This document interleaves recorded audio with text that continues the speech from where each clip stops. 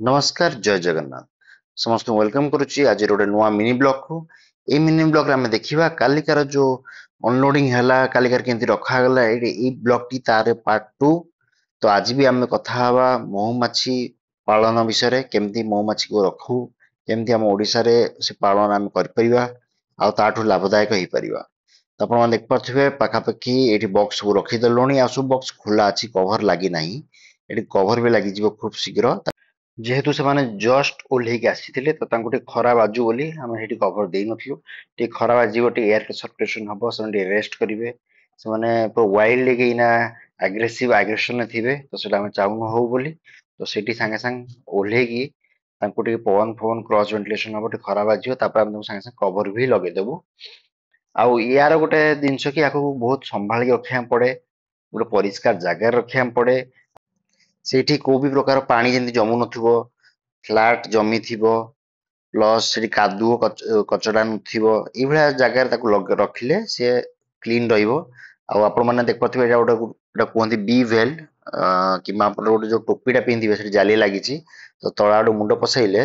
ସେ ଜାଲିଟା ବେକ ପାଖରେ ରହିବ ପ୍ଲସ୍ ସେଠି ମହୁମାଛି ମାନେ ଆପଣ କାମୁଡି ପାରିବେନି କି କିଛି କରିପାରିବେନି ଏଟା ସେଫ୍ ରହିବେ ଆପଣ ଏଟା ନିଜର ସେଫ୍ଟି ପାଇଁ ଏଟା ଗୋଟେ କୁହନ୍ତି ବି ଭେଲ୍ ତାର ଫୁଲ୍ ୟୁନିଫର୍ମ ବି ଆସେ ସେଟା ବି ଆପଣଙ୍କୁ ଆଗକୁ ଦେଖେଇବି ସେଟା ଆମର ଫୁଲ୍ ୟୁନିଫର୍ମ ଏପର୍ଯ୍ୟନ୍ତ ଆସିନି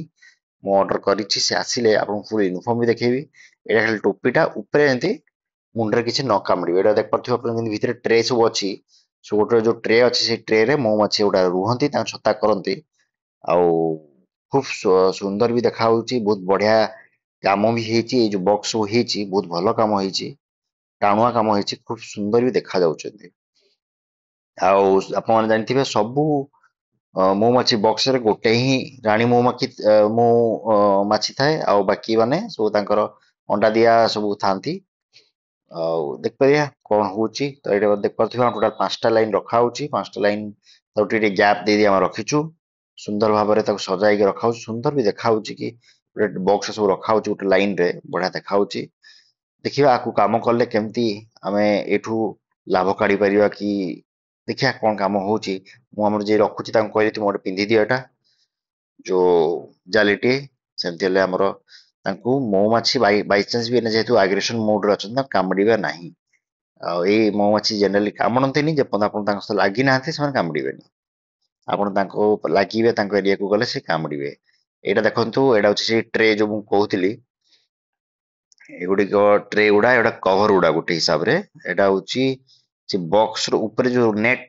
ଜାଲି ଲାଗିଛି ସେ ଜାଲି ଉପରେ ଏଟାକୁ କଭର କରିଦେଇକି ଆମେ ସିଲ୍ କରିଦବା ତାକି ବର୍ଷା ପାଣି ହଉ କିଛି ବି ହଉ ଡାଇରେକ୍ଟଲି କିଛି ପଶିବ ନାହିଁ ଆପଣ ଦେଖିପାରୁଥିବେ ଏଇଟା ଡାଇରେକ୍ଟଲି କିଛି ପଶିବ ନାହିଁ ଏଟା କଭର ଭଳିଆ ହେଇକି ତା ଉପରେ ରହିଯିବ ବଢିଆ କିନା ସିଲ୍ ହେଇଯିବ ଆଉ ତାପରେ ତାଙ୍କର ଗୋଟେ ଗେଟ୍ ଥାଏ ସେ ଗେଟ୍ କୁ ଖୋଲିଦେଲେ ସେମାନେ ତାଙ୍କର ସେଇ ଭିତରେ ଯିବା ଆସିବା କରିଲେ ପ୍ଲସ୍ ସିଏ ସିଲ୍ ହେଇକି ରହିଲା କିଛି ଅସୁବିଧା ନାହିଁ ମହୁମାଛି ମାନେ ଆରାମସେ ରହିଲେ ତାଙ୍କର ଦେଖିପାରୁଥିବେ ଖୁବ ସୁନ୍ଦର ସବୁ ରହିଛନ୍ତି ବଢିଆ ଦେଖା ହଉଛି